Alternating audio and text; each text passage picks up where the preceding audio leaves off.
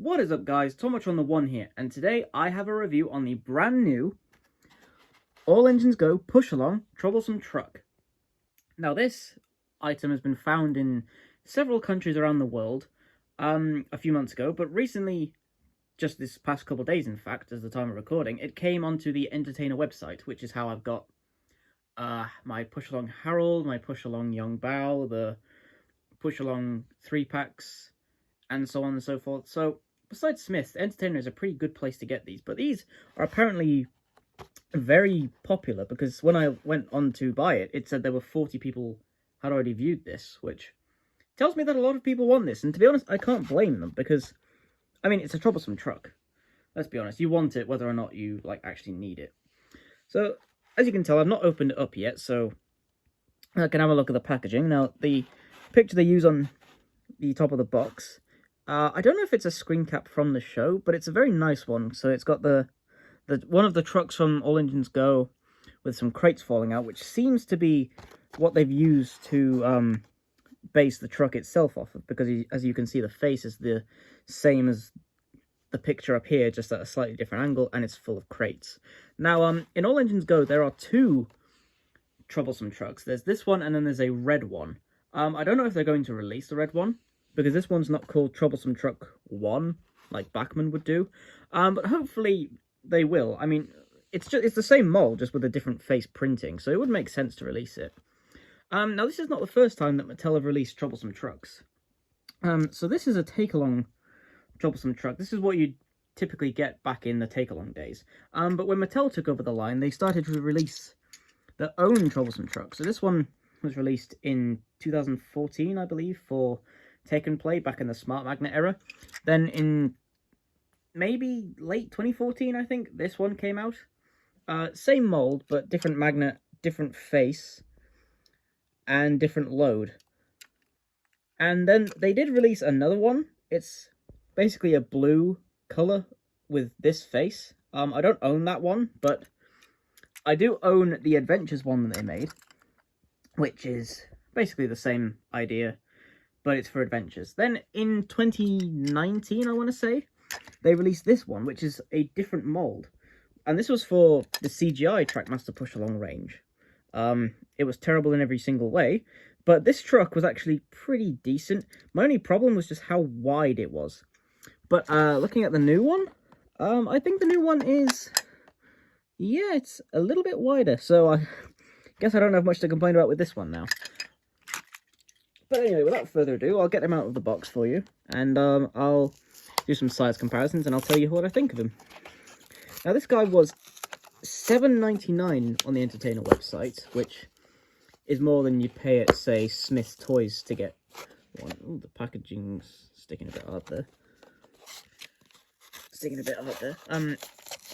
Yeah, typically at Smith you can get these for $6.99 for the small engines, but this was $7.99 on the website, plus $3.99 for normal shipping. So it was £12 altogether.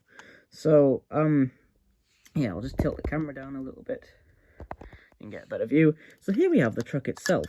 Now, the first thing I want to make note of is the detail on the inside. Now, I have seen this before, but I've not really got a good look at it myself. But what they've done is they have detailed the inside to look like wood, and they've also textured it. You probably can't focus, it might not. You can just about see the wood grain detailing on the inside. And if you rub your finger along it, you can actually feel it. So it is embossed in a way. This is something that wasn't on the last version. It was just pure bare metal, which was fine when you had a load in and you couldn't see it. But when there was no load, it just looked a bit bland. And in all fairness, this is something that has been going on since the take-along days. So this is actually an improvement that Mattel has made. They've actually added detail on the inside, which I'm very happy about. Now, there is a flatbed that they've made, and I could be wrong, but I think it uses the same chassis as this. So that could be why they've used it to give detailing on the inside. But nonetheless, it's still a very nice thing to do. Now here's the load, which is also another thing I'm really interested in, because, yeah, as you can see, it actually swivels and it comes apart. So this this can be 2 loads. So you've got the stacked load, as I showed earlier. So you can have it like a wobbly stack load, or you could take it apart and have it like that, but it has a notch on the top, so you probably wouldn't want to. Or you could have it like this. Now, I actually think that's a really cool idea, because it means that you can have different loads with just the one truck. You don't always have to have nothing or everything. You could have a tall load, a short load, or no load. And that's something I really appreciate, is that they've actually thought a bit further than you'd expect them to with this for a simple troublesome truck. The colour, I'm just noticing, is very it shows up a bit brighter on camera, but in person it's quite I don't really know how to describe it. It's like maybe it's gonna be bad, but maybe it's like a snot green. it's that kind of green shade where it's like dark green and kind of disgusting, but it actually looks pretty nice on this. The wheels they have done in the style of the smaller engines, so I've got Thomas just here. So they've printed his wheels and given it the detailing that it has in the show. But if I bring Gordon over, you can see that they didn't detail his wheels. They didn't print on his wheels. So I thought they were going to stop doing the printing on the wheels. I think so far they haven't, which I'm glad about, because this does look better with printed wheels. But I don't know if they do release a second truck, they'll include detailing. I'm not sure. Speaking of detailing, we have the typical troublesome truck framework going on the sides. Excuse me. The back end is very nicely detailed as well, but not really much going on. I mean, you wouldn't expect it to, as the back end. Something I'm not very impressed with is the big notch on the back of his face. Now, again, this is something that they've always done to have a troublesome truck's face in. They've put notches on the back to have it fit, which makes sense. But on this one, it's so high up. It's really obvious when you don't have anything in there. But speaking of the face, I do think it is a very nice face. It's printed like all the faces are nowadays with the molded nose. But it is a big face, so they've got a lot of space to print things on, and I think they've done a pretty good job. Now, it is looking up, or he is looking up into his top right-hand corner of his eyesight, and that looks good, but it kind of means you can only really display him from this angle. You can't really point him this way, because he'll be looking the wrong way. So I tend to prefer it when characters just look straight forward, because when you have a character like the Urtal Jock, where it's just looking off to the right, it kind of makes it a bit hard to display. But it does give it a nice bit of character, because it's not the typical troublesome truck face where it's either smiling, angry, or has a mischievous face. It's actually got like a worried face, and that's something I don't think they've done before. So I'm really happy about that. Now, for size comparisons, here, back again, is the All Engines Go Thomas. And in the show, the kid engines are smaller than the troublesome trucks. So I think this scaling that they've got going on here is actually very, very accurate.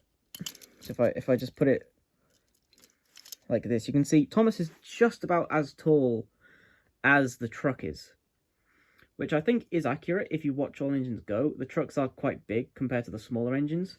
But for Gordon, I don't know how big he is compared to them in the show, but they have, I think he is actually well scaled. If I can get the coupling on, there we go. He is actually quite well scaled compared to the truck. He looks bigger, and I think he is slightly taller, but the truck still looks big, and I think that is very impressive that they managed to get it to fit to both sizes. You know, because the All Engines Go Thomas is shorter than Gordon is, and he's not as small compared to Gordon as he is in the show, but the fact that there is a difference, you know, it just shows that Mattel is actually taking care with these All Engines Go push-alongs compared to the CGI ones, which they really, really screwed over. Anyway, so yeah, if you can't tell, I'm a big... Oh, this coupling is quite stiff. There we go. I am a big fan of this troublesome truck. If I had to give it a rating, I would say it would get an... would it get an 8 or a 9? I think it would get a 9, to be honest. I can't really find anything wrong with it. I mean, it's even got the detailing, the detailed... I can't talk today, sorry. The detailed buffers, which they've not been doing for some engines, like the spare characters in the Lookout Mountain pack. None of their buffers besides Carly and Diesel's are printed. So I think we were all fearing that they're going to stop printing. In fact, actually, I think Gordon's buffers weren't printed, so that was unfortunate for him. But luckily, they've done it on this one, so I am very pleased about that. And the detail that they've done really impresses me. The only niggling thing I'd say from this being perfect is how obvious that the notch for the face is. But other than that, I mean, this is a bona fide keeper, I'd say. I would definitely recommend this. Even if you don't collect every single All Engines Go push-along, I would still recommend this. You know, there are some characters you don't need, like Harold or Darcy or Throne or Frederico, Riff or Jiff, but I would say that this is probably an essential one. He definitely looks good, and he will stand out in your collection. He's definitely a nice addition to any Thomas fan's Troublesome Truck collection. So yeah, I would recommend getting him. I don't know if I'd get him at the price I paid for him. I mean, I'm obsessed with Thomas, so I pay the price that I have to, but if you can find him for, say, £6, I'd definitely jump on. I probably will get some more of this guy if I can find him for cheap. I know my friend Piece of J, shout out to him, by the way, he's awesome. I know he's already bought 2 of these, which, you know, good for him. He doesn't collect everything like I do, but if they do, I hope they do the other truck, because that's the only thing I'm really wondering about, is I don't want there to only be this truck. I would like them to make excuse me, I would like them to make the other Troublesome truck, and then we can have the pair like it is in the show. But as a standalone, I really do think that this one is an absolute keeper. Right, I think that's all I have to say, really. So, thank you very much for watching.